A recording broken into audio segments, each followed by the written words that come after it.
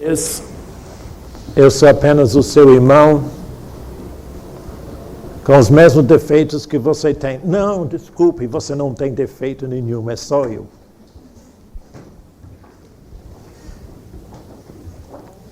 Nós estamos aprendendo em Deus pelo Espírito Santo. Aprendendo o quê? Aprendendo a conhecer a Deus. E o único objetivo do nosso trabalho, não só nesses dias, mas todos os dias, aqui no escritório, o único objetivo nosso é ajudar as pessoas a viver o Evangelho. Mostrar a você como viver o Evangelho, a herança de vitória que Cristo deixou para nós. O Evangelho não deve ser apenas contemplado. Ele deve ser vivido.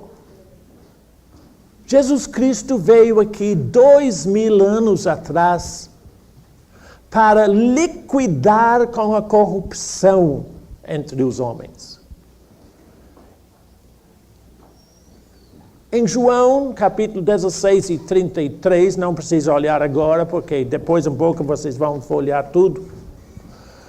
Jesus disse, neste mundo passais por tribulações. Observe a palavra passais.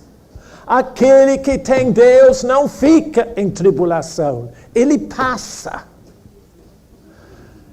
Neste mundo, passais por tribulações, mas tende bom ânimo, eu já venci o mundo. Jesus Cristo não veio aqui em benefício próprio. Ele veio a esta terra em benefício nosso. Ele, pessoalmente, venceu toda a corrupção que Satanás lançou sobre a humanidade no Jardim do Éden. Pessoas acham, e muitos cristãos acham isso, que Jesus veio aqui para nos dar um bom exemplo. Negativo. Ele veio para dar a vida dele para você. E saiba, ele não é enfermo. A vida de Jesus não conhece enfermidade, não conhece fraqueza. E ele deu esta vida para você, se você quer. Ah, irmão, uma irmã me perguntou agora, e se minha fé não funciona? Se for fraca? Porque se fala assim é porque não conhece o que é fé. Mas eu vou mostrar a vocês hoje, outra vez, o que é a fé, como a fé funciona. Para a maioria dos cristãos nas igrejas, a fé é apenas uma filosofia, uma teoria de fé que não funciona. Mas graças a Deus, Ele me deu uma fé que é muito funcional. Ele deu a você também. O apóstolo Paulo disse que Deus deu a todos nós uma medida de fé. Então usa a fé que você tem. Mas eu não sei como. Eu vou te ensinar aí outra vez. Mas saiba de uma coisa. A única coisa capaz de produzir fé em sua vida é essa aqui. A palavra de Deus. Estamos concluindo uma série de 3 ensinamentos. O primeiro está nesse livrinho, chama-se O Evangelho Manifesto, a Palavra. É a palavra de Deus que produz fé. Você jamais terá fé para coisa alguma se você não ouvir e receber o que Deus diz aqui dentro de você. Pessoas dizem, mas eu não sei se isto vai funcionar. Você somente descobre que funciona se você põe em prática. Fé, então, é proceder segundo o que Deus diz. Fé é um comportamento. Você faz segundo o que a palavra diz. Nesse último evento, 5 dias, que nós tivemos no Hotel Fazenda Tauá, ficamos 5 dias juntos. O próximo é em dezembro, como o irmão Pedro avisou. Poucos dias antes daquele evento, eu estava sentado na minha sala, evidentemente, lendo o Evangelho. Eu não lembro, não sei. Mas o Espírito Santo me fez uma pergunta. Ele perguntou assim: Bernardo, o que foi que Jesus disse? Eu olhei para o Evangelho. Eu li algo que Jesus disse. E houve um longo silêncio. E então o Espírito Santo disse, e é assim. Estou escrevendo um livro agora, o título é Se Jesus disse, é assim. Depois desses 5 dias agora, no Hotel Tauá, tinha um irmão lá que é um médico, no Rio de Janeiro. E ele assistiu todos os trabalhos e voltou para casa, no Rio de Janeiro. Poucos dias depois, a Glória me ligou e disse, o nosso irmão está no CTI, teve um ataque cardíaco. Tá bom, e daí? Pessoas acham que eu não tenho interesse nenhum nos seus problemas. Eu não tenho mesmo. Eu só tenho na vitória que Jesus deu para você. Eu não vou ficar dizendo, coitadinho de você. Eu vou dizer, filho, filha, Jesus Cristo livra você de todo mal. Esta irmã, a esposa desse médico, ligou para mim no segundo dia, quando ele está no CTI, e o filho deles também é médico. E ela disse, irmão Bernardo, eu só podia lembrar que em Tauá, você disse, se Jesus disse, é assim. O que é? Se Jesus disse, se Jesus disse, se Jesus disse, acredita nisso, gente. Por favor, viva nisso. Deus não te deu a Bíblia como literatura. Esta palavra é receita de vida para você. E nesse primeiro ensinamento, nós procuramos mostrar a você como funciona a palavra de Deus para você. Ela funciona para tirar você de tudo o que Satanás faz contra você. Tudo. Eu sei que estão na minha frente aqui pessoas que têm problemas físicos, que têm problemas sérios, que os médicos dizem que não tem jeito. Não tem jeito para os médicos, mas tem jeito para meu Deus. Ele que nos fez, Ele nos conserta tudo.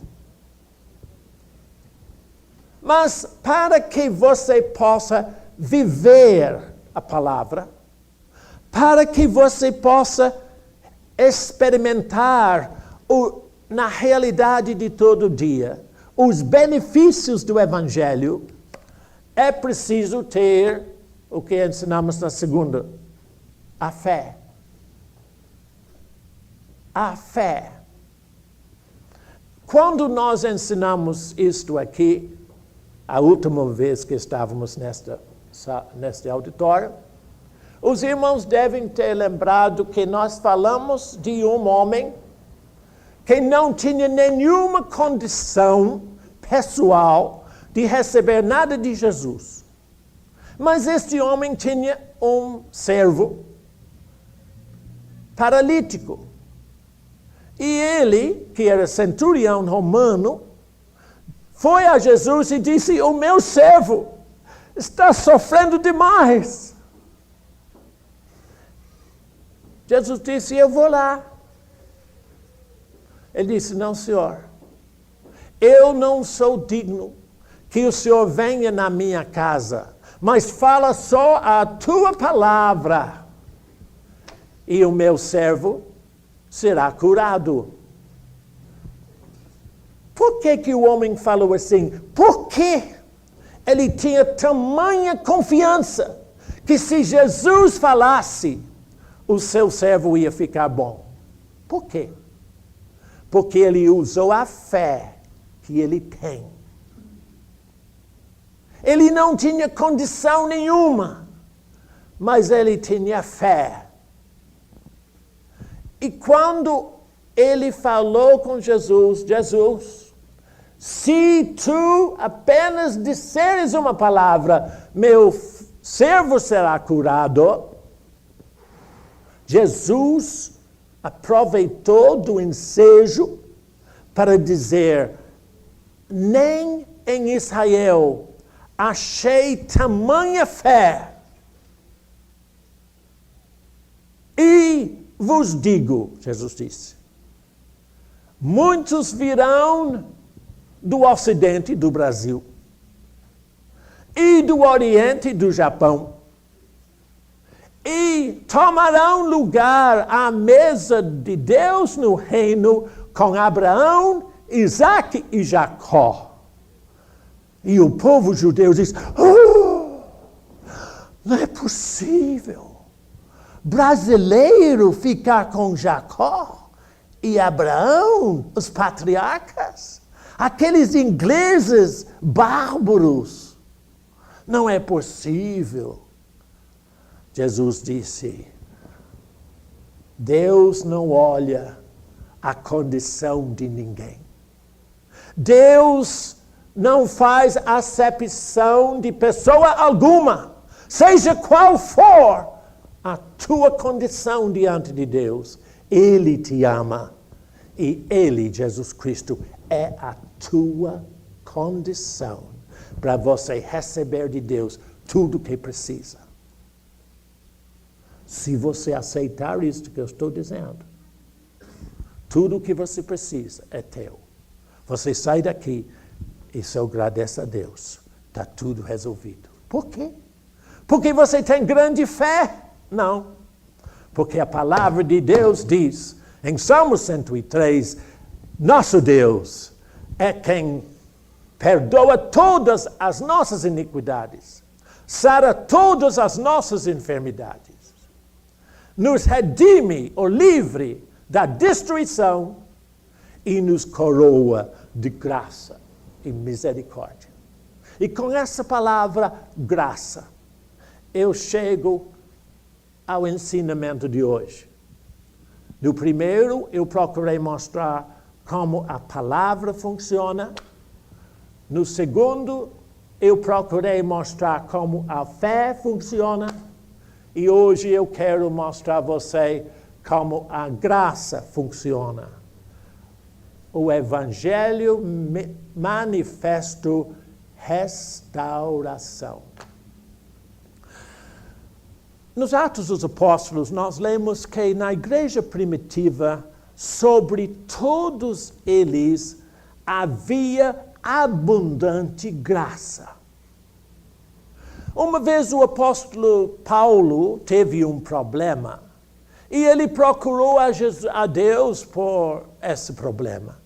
E Deus disse a ele: Paulo, a minha graça te basta. O apóstolo João, logo no primeiro capítulo, disse que todos nós recebemos da plenitude do Senhor e graça sobre graça. O que é graça? De vez em quando eu escuto pessoas falar assim, meio por alto. Eu alcancei uma grande graça. Mas eles me dão uma impressão de vazio. Como se a graça que receberam foi um resultado de um esforço próprio. É impossível você merecer graça. É impossível você fazer qualquer coisa para receber uma graça. Graça depende único e exclusivamente do que Jesus Cristo fez por sua obra redentora. Graça é o beneplácito e amor de Deus para qualquer pessoa, para todos nós. Deus deseja derramar em sua vida a sua graça. E hoje eu quero ver se eu posso estimular você no sentido de receber abundante graça. No primeira epístola de Coríntios, no capítulo 2, versículo 14, eu vou ler rapidamente, depois nós vamos para a leitura normal. Se diz assim: ora, o homem natural não aceita as coisas do Espírito de Deus, porque lhes são loucura, e não pode entendê-las, porque elas se discernem espiritualmente. Irmãos, todos nós temos momentos da nossa vida quando pensamos do modo natural. Nós fomos treinados na escola, no sentido de pensar como a sociedade pensa. Nós procedemos de acordo com nosso bom senso. O homem natural.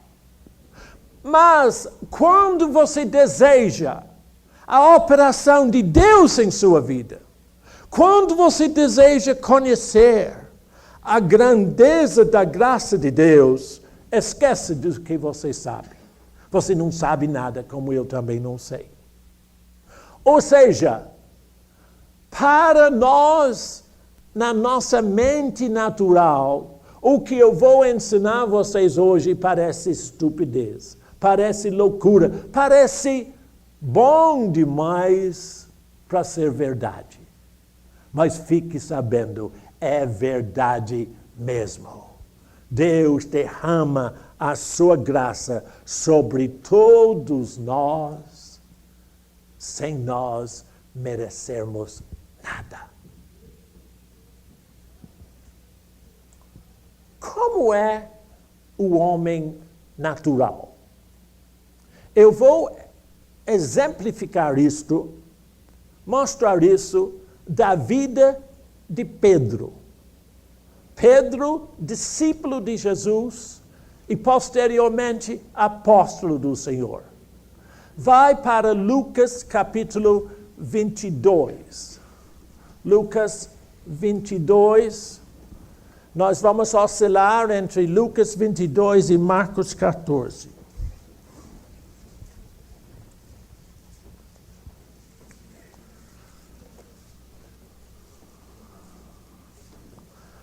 Vamos ler a partir do versículo 31.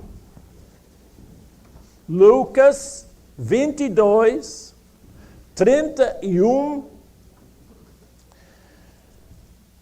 E eu vou procurar mostrar a você um homem natural. O homem que pensa a seu modo. Irmão, toda vez que você pensa a seu modo, que você procede como você sente, que você faz o que você quer, você está procedendo como homem natural. Deus não tem nada com isto. Ele quer tirar você para uma vida no Espírito. Deus somente se relaciona com você como você é de coração, de espírito. O verdadeiro você. Não aquele, Bernardo de fachada. Você sabe como é, né? Esse é o problema que Bernardo tem. Esse Bernardo é o maior problema que Bernardo tem. Entendeu isso? Eu tenho sempre de cuidar como é que eu estou me relacionando com Deus. Então, observa aqui em Lucas 22, 31, temos o Pedro natural, discípulo de Jesus, sim, mas homem natural, pensando como os homens pensam. Jesus está falando com ele. Simão,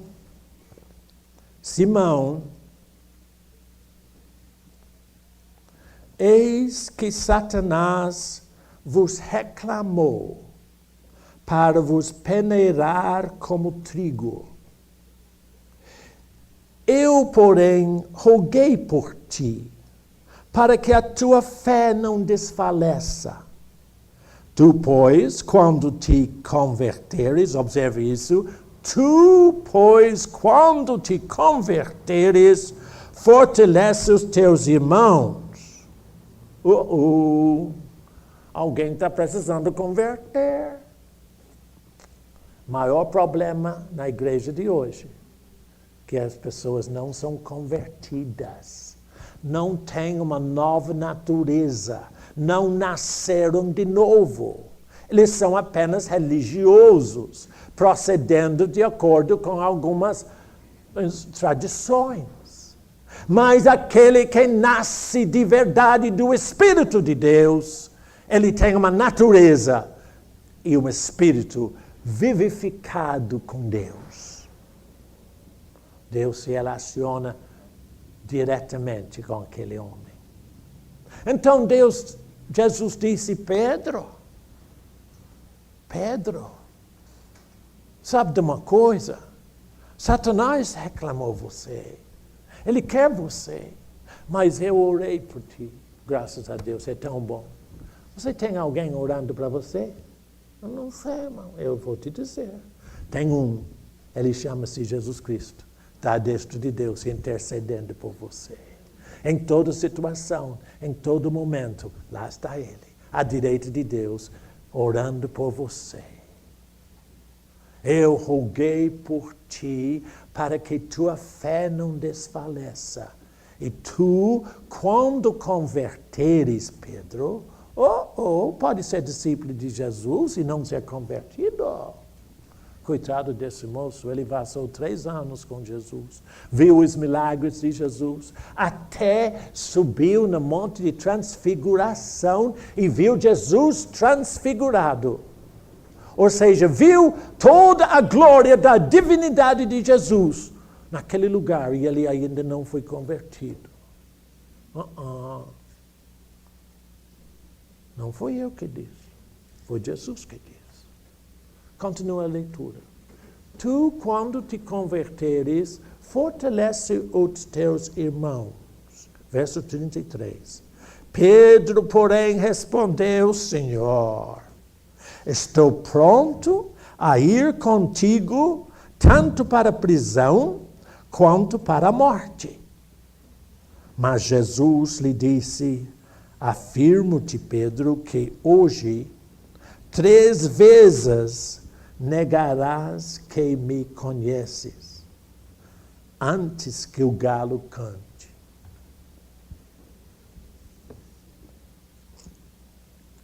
Ah, Jesus, eu nunca posso te negar, Jesus.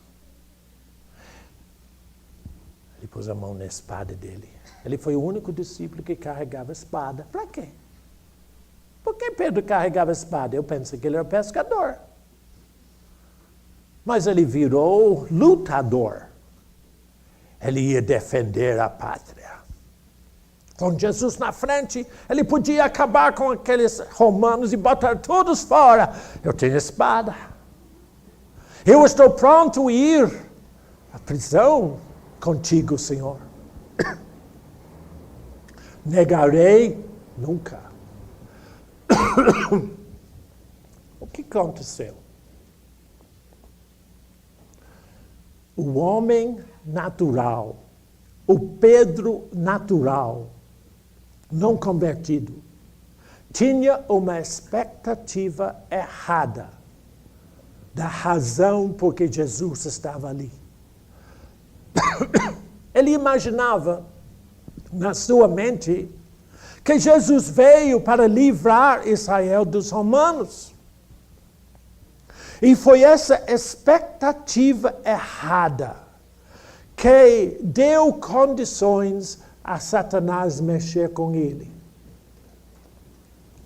Jesus disse: Satanás reclamou você.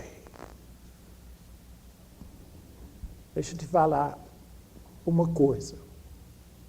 Tome muito cuidado com suas expectativas em Deus. Suas expectativas em termos do Evangelho. Ou seja,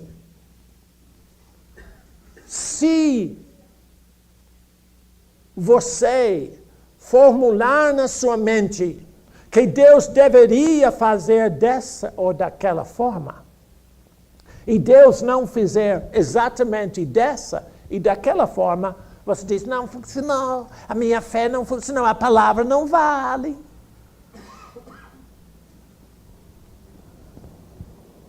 Jesus Cristo veio aqui para dar a você vida.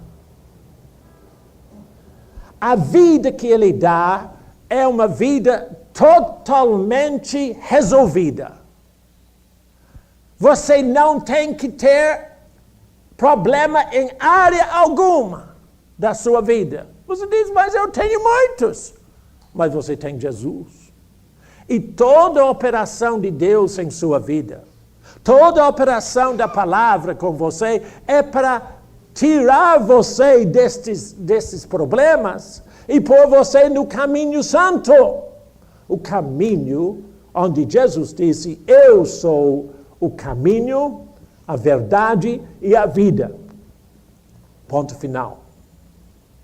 Mas, se você estiver buscando a Deus, objetivando determinadas coisas, com uma determinada expectativa, não se assuste se Deus não andar naquele caminho que você traçou. Deus não vai com você, você precisa ir com Ele. Entendeu o que estou dizendo?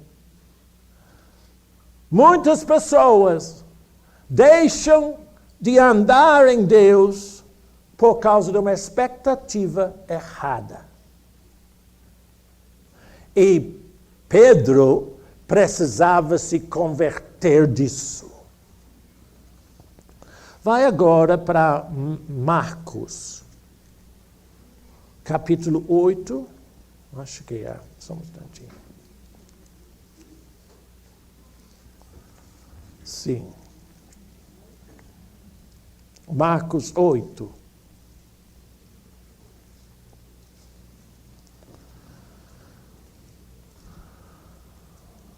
Vamos ver como é que essa expectativa errada de Pedro, como ela manifestou.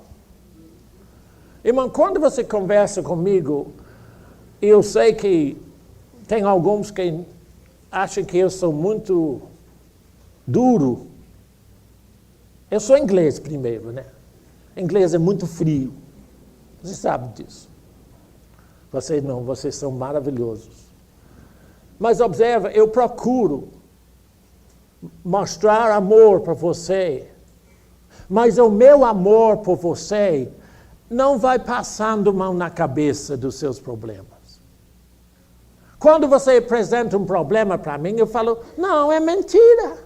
E as pessoas me olham e dizem, como é mentira? Eu estou sentindo isso. Olha, mas esse reumatismo, essa coisa que eu tenho, não pode ser mentira, é verdade. Eu disse, não, é mentira. Por que eu falo assim? Porque Jesus disse que ele já sarou você. Então por que você está com reumatismo? Porque você quer. Ou não, irmão, se eu pudesse ficar, olha, eu já fiz tudo possível para ficar livre, mas está aí ainda. Você acha? Você está criando isso aqui. Quando você começa a agradecer a Deus, porque Salmo 103 na sua Bíblia diz, Ele é quem perdoa todas as nossas iniquidades. Na Bíblia Católica é 102, Salmo 102. Tem uns irmãos que me olham meio esquisito quando eu falo na Bíblia Católica. Eu uso Bíblia Católica, Bíblia Evangélica. Para mim não tem esse tipo de coisa. O que eu digo? Eu uso a palavra de Deus. Não importa quem imprimiu a Bíblia, não. Isso não é interessante para mim. Aliás, eu já li o Vulgata, que está no Vaticano, em latim. Eu sei exatamente como que é. Eu não escuto o que os homens dizem. Eu escuto o que o Espírito Santo me ensina. E ele me ensina na Bíblia Católica, Salmo 102, e na Bíblia Evangélica, Salmo 103. Irmão, por que são salmos diferentes? Porque a Bíblia Evangélica usa os números dos hebreus, da escritura do Antigo. E a Bíblia Católica não usa isso. Agora observa. Mas a leitura é tudo igual. Mas então, no Salmo 102 ou Salmo 103, o Espírito Santo me ensinou que Ele é, obrigado, meu irmão, Ele, Jesus, é quem perdoa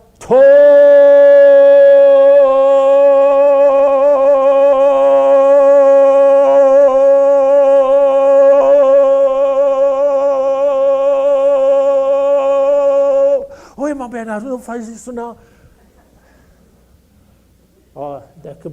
Depois eles vão me dizer que eu estou fazendo palhaçada na frente. Eu faço isso porque eu quero que você saiba que não há nenhuma iniquidade ou transgressão ou pecado que Deus não perdoa. Um irmão diz que existe um que ele não perdoa. Blasfêmia contra o Espírito Santo. Mas esse não é problema de Deus, esse é problema seu. Você que não quer. Mas isso é outra coisa. Ele perdoa todas as nossas iniquidades.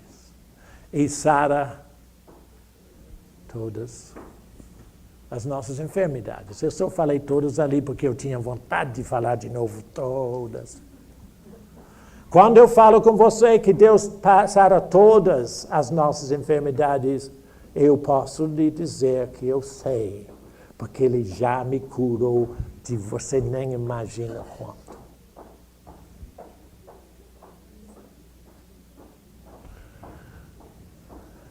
E Ele nos redimiu, livrou, libertou de toda a destruição e nos coroou de graça e misericórdia. Então observe, Deus tem a graça dele sobre sua vida. A razão por que você não vive melhor é porque você não dá atenção a Ele. Então, quando você fala de um problema para mim e eu digo tá mentira, não fica para me bater, não. Eu não estou dizendo que você fica, mas às vezes diz, ele é meio esquisito, esse camarada. Ele não aceita nada. Não, eu não aceito nada. Eu só aceito o que Deus diz. Não importa o que o médico diz. Pelos médicos, eu deveria ser morto há muito tempo. Eu nasci com apenas 24 horas de vida. Quando eu nasci, o médico falou com a enfermeira, ele só vai perdurar 24 horas, você pode jogá-lo no lixo. Mas eu estou com 75. Parece que ele não sabia o que ele estava falando. Eu não sou contra os médicos. Eles vão até onde que podem. Mas eu tenho um Deus que vai além do que eles podem. Eu tenho um Deus que nos criou e nos conserta tudo. Bom, vamos ler Marcos agora, 14:31.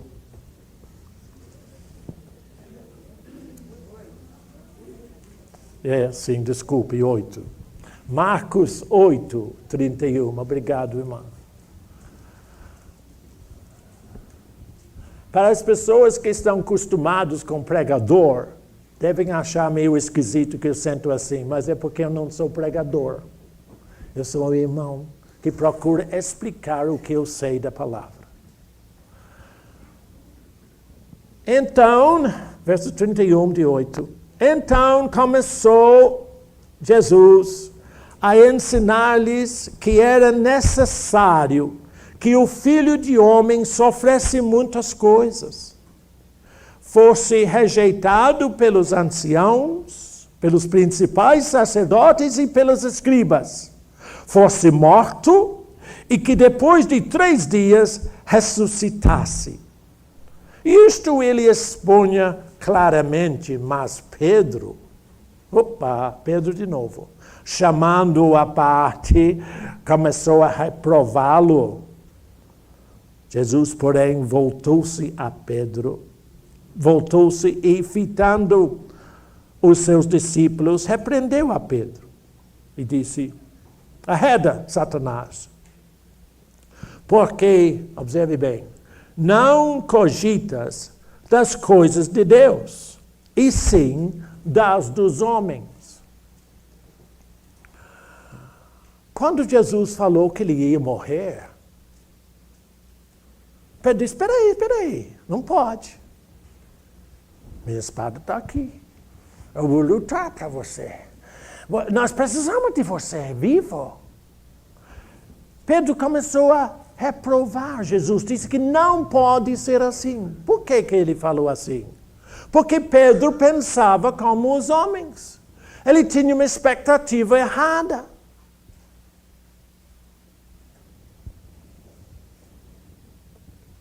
Isso é muito perigoso. Por isto que Deus lhe deu a Bíblia e o Espírito Santo para ensinar você a verdade.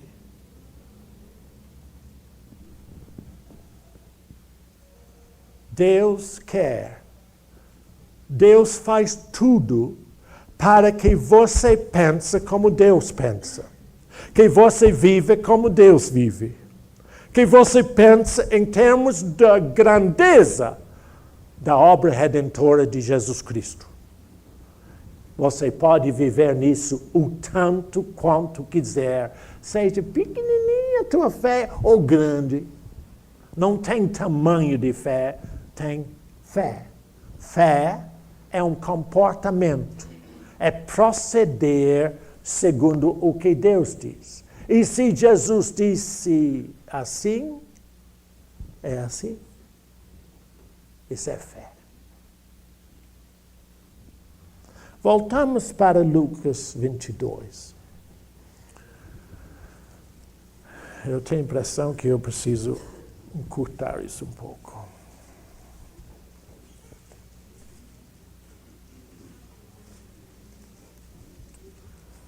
Lucas 22.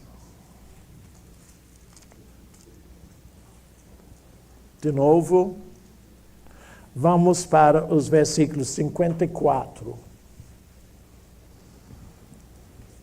Pedro foi avisado disse que não ia fazer, não ia negar Jesus. Os outros podiam, mas ele não. Quem são ele? Ele não. Ele seria fiel. Por quê? Porque ele só aguardava a oportunidade de lutar com Jesus na frente e a espada na mão. Mas não foi isso o plano de Deus. Meu irmão, você não tem que conquistar nada. Deus dá tudo para você. Ele conquistou tudo para você. Comece a agradecer a Ele por aquilo que Ele já fez. E você vai descobrir que está tudo feito. Apocalipse 21, 6 diz, tudo está feito. Mas, ainda que Pedro falava com toda honestidade e sinceridade do seu coração que ele não podia negar Jesus. Observa o que aconteceu. Verso 54, Lucas 22, 54. Então, prendendo a Jesus, o levaram e o introduziram na casa do sumo sacerdote. Pedro seguia de longe. Ele está perdendo um pouco de jeito.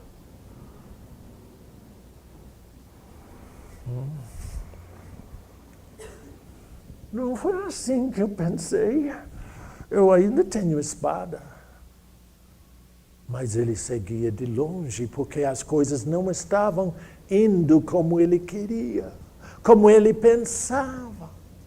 Irmão, não observe as suas circunstâncias.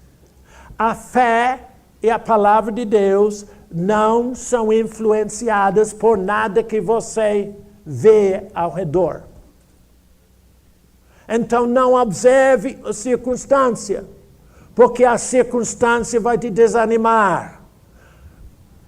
Quando as coisas não andam como você imaginava que devem andar, persevera agradecendo a Deus, porque Ele tem tudo sob controle por você. E quando acenderam fogo no meio do pátio, e juntos se assentaram, Pedro tomou lugar entre eles.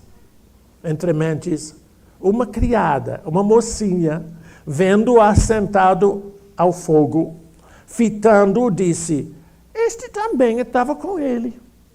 Mas Pedro negava, dizendo, mulher, não o conheço. Pouco depois, vendo o outro, disse, também tu és dos tais? Pedro, porém, protestava, homem, não sou. E tendo passado cerca de, 1 hora mais, outro afirmava, dizendo, também este verdadeiramente estava com ele, porque também é galileu. Mas Pedro insistia, homem, não compreendo o que dizes. E logo, estando ele ainda a falar, cantou o galo. Os que estavam no Tauá estavam esperando eu cantar como galo, porque quando eu fiz ali, eles me repreenderam muito. Eu faço essas coisas para despertar a sua atenção um pouco. Aconteceu exatamente o que Jesus tinha dito. Por quê? Por quê? Porque Pedro procedia como homem natural. Pedro manteve uma expectativa errada. E quando as coisas não foram de acordo, ele disse, não tem nada com isso aí. Continua a leitura. Verso 61. Então, voltando-se o Senhor, fitou os olhos em Pedro. E Pedro se lembrou da palavra do Senhor, como lhe dissera, hoje 3 vezes me negarás antes de cantar o galo. Então, Pedro, saindo dali, chorou amargamente. Talvez você não tenha um entendimento muito claro daquele olhar de Jesus. Não foi um olhar de repreensão, não foi um olhar de condenação. Jesus não condena, ele só salva. Foi um olhar de graça. E eu vou lhe mostrar por que eu sei que foi um olhar que dizia a Pedro: tá bem, Pedro, eu não falei que eu orei por você para que a tua fé não desfaleça? Eu estou aqui. Observe o que vai acontecer, Pedro, comigo. Foi tudo isso naquele olhar, daquele momento. E coitado desse grande Pedro, ficou desse tamanhozinho. E foi chorar, igual a uma mocinha. Mas chorar, por quê? Porque ele entendeu pela primeira vez por que Jesus veio. E ele ficou sobremodo emocionado com a graça e amor de Deus. Olha nesse mesmo capítulo o versículo 37.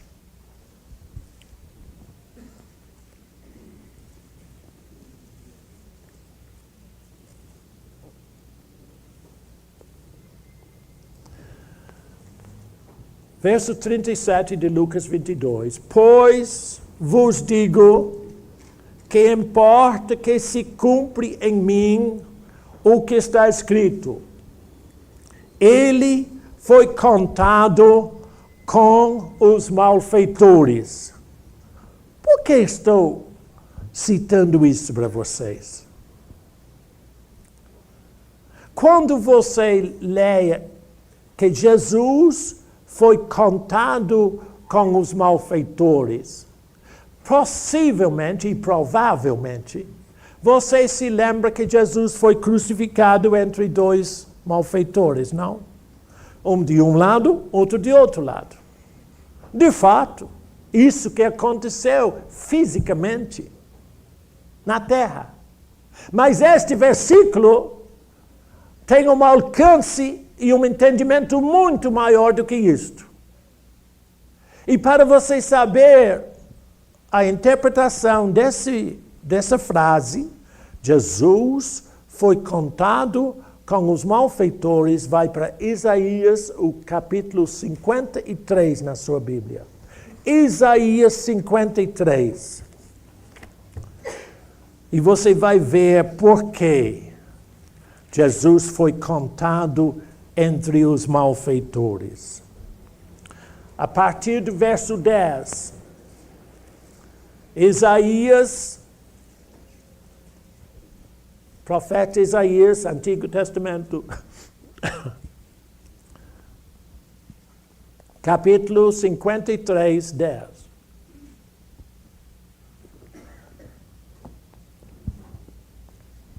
Todavia, ao Senhor Deus agradou moer Jesus, fazendo-o enfermar, quando dê ele, Jesus, a sua alma como oferta pelo pecado. Verá a sua posteridade e prolongará os seus dias, e a vontade do Senhor prosperará nas suas mãos. Ele verá o fruto do penoso trabalho de sua alma e ficará satisfeito. O meu servo, o justo, com o seu conhecimento, justificará a muitos. Observe, porque as iniquidades deles levará sobre si. O que dizia aquele olhar de Jesus? Quando Pedro negou o mestre, e Jesus olhou para ele, Aquele olhar dizia: Pedro, eu sabia, mas está perdoado. Eu levo a tua iniquidade sobre mim e perdoo você. Isto chama-se a graça de Deus. Jesus Cristo levou todas as tuas iniquidades, irmão. Tudo que você fez, tudo errado, Ele levou sobre si, para que Ele pudesse dispensar perdão e graça e misericórdia. Independente da tua condição.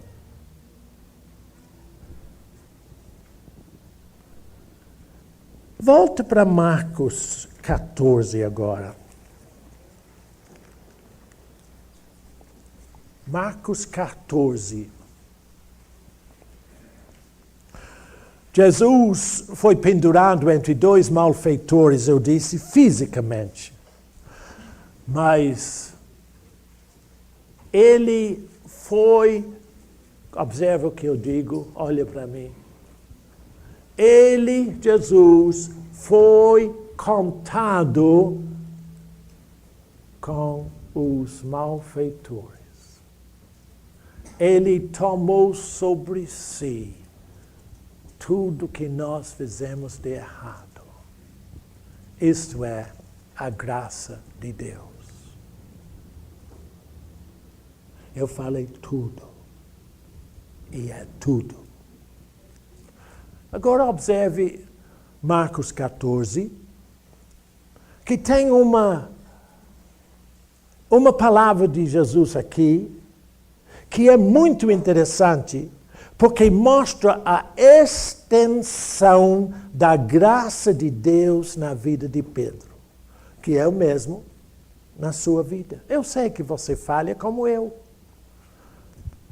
mas Deus perdoa. E Ele nos coroa de graça e misericórdia.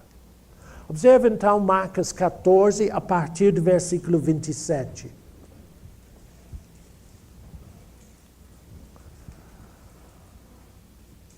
Então lhes disse Jesus: todos vós vos escandalizareis, porque está escrito: ferirei o pastor, e as ovelhas ficarão dispersas.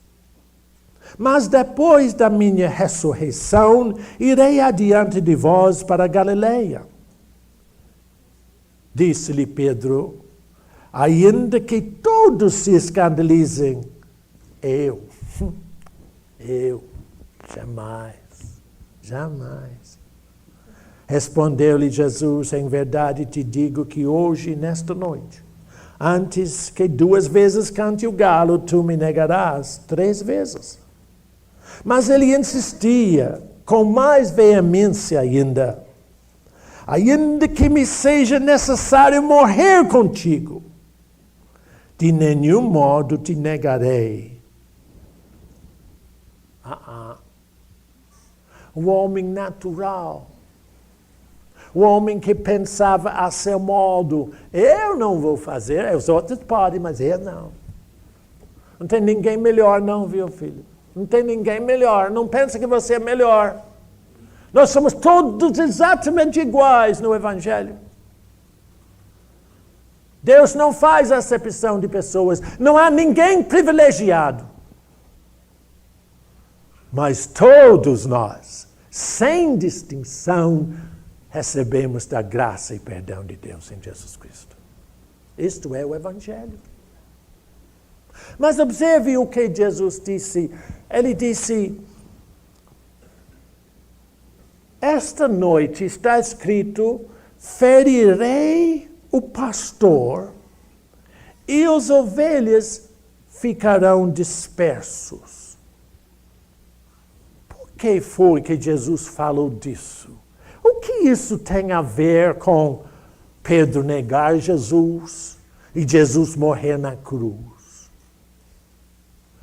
Vai para João, capítulo 16, na sua Bíblia. João 16. É o último evangelho dos 4 evangelhos.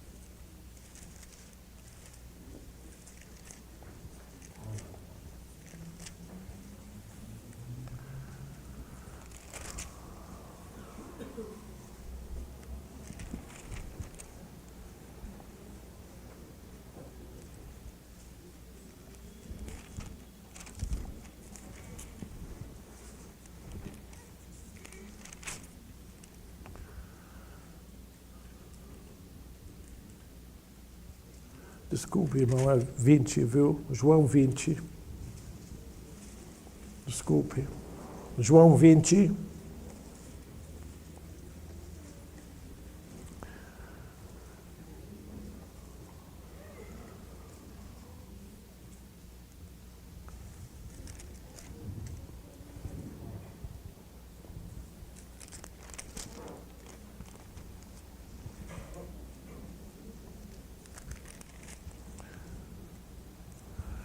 No primeiro dia da semana, primeiro versículo, Maria Madalena foi ao sepulcro de madrugada, sendo ainda escuro, e viu que a pedra do túmulo estava revolvida.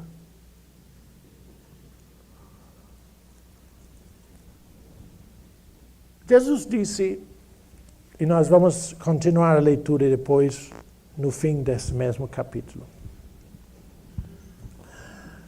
Jesus disse que naquela noite, quando ele morreu, ele, como pastor do rebanho de Deus, das ovelhas, foi ferido. E as ovelhas foram dispersas. Ninguém estava entendendo mais nada. Mas ele disse, depois da minha ressurreição, ele tinha marcado isso ali, eu vou estar com vocês na praia da Galileia. Agora, observe o que Jesus fez na praia de Galileia, no versículo 15. Versículo 15. Depois de terem comido, perguntou Jesus a Simão Pedro. A quem? Simão Pedro, aquele que o negou.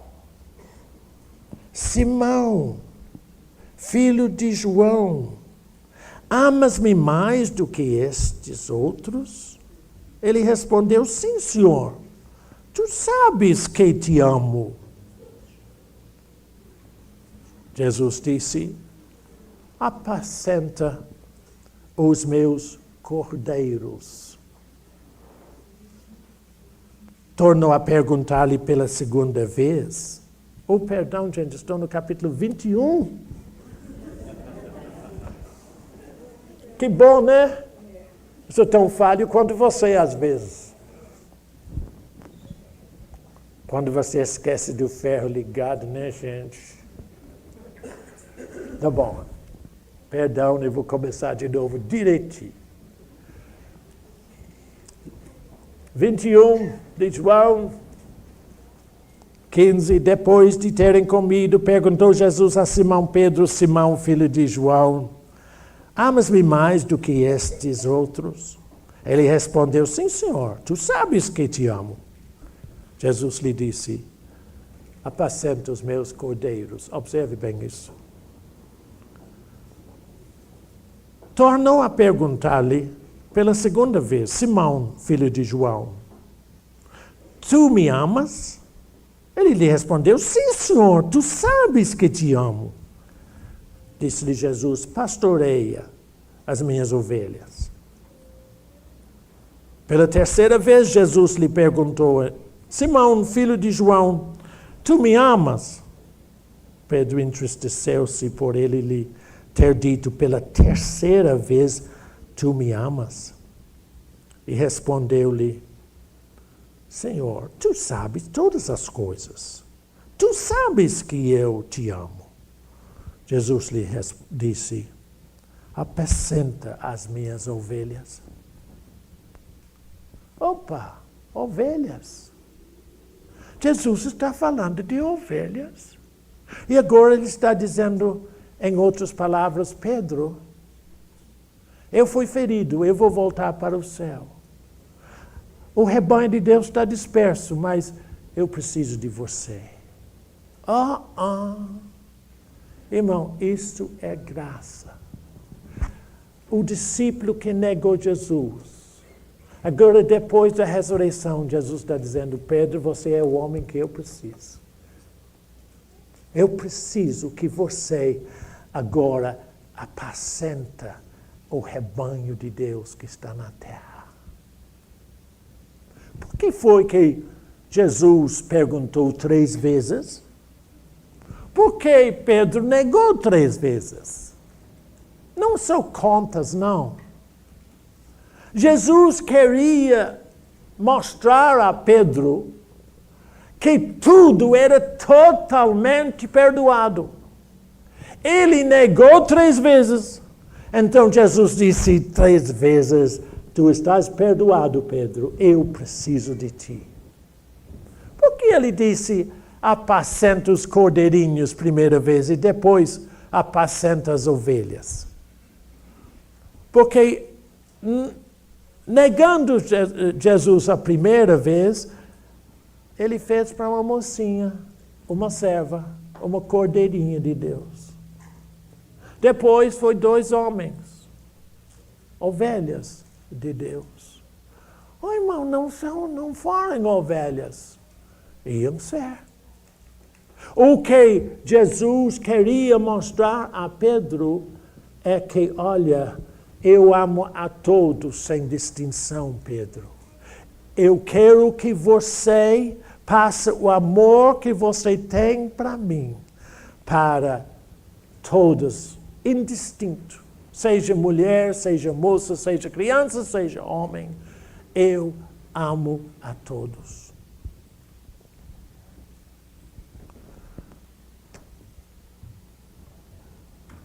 O que eu estou procurando mostrar a vocês hoje é que não importa qual a sua condição diante de Deus neste instante, Deus te ama. Ele derrama a sua graça sobre você sem você merecer coisa nenhuma. Não é a tua condição que você tem que apresentar diante de Deus. O que você precisa apresentar diante do Pai é Jesus. Jesus é o único sacrifício que Deus aceita. E Ele se sacrificou por você. A sua condição para receber tudo de que necessita de Deus é Jesus Cristo. Aquele centurião romano que nós falamos a respeito da fé, ele não tinha condição própria, mas ele creu na palavra de Deus e recebeu da mesa do Senhor a cura do seu servo. O que tu precisa de Deus? A mesa de Deus está posta. Jesus Cristo, em João 6, disse, eu sou o pão vivo que desceu do céu. Aquele que de mim alimenta, viverá eternamente. O meu apelo para você, irmão, é que você se alimenta de Jesus. Como, irmão Bernardo? Como? Como posso me alimentar de Jesus? Simplesmente crendo, recebendo no seu íntimo o que Ele te diz na palavra e agradecendo a Deus por isto. Você se alimenta da palavra agradecendo a Deus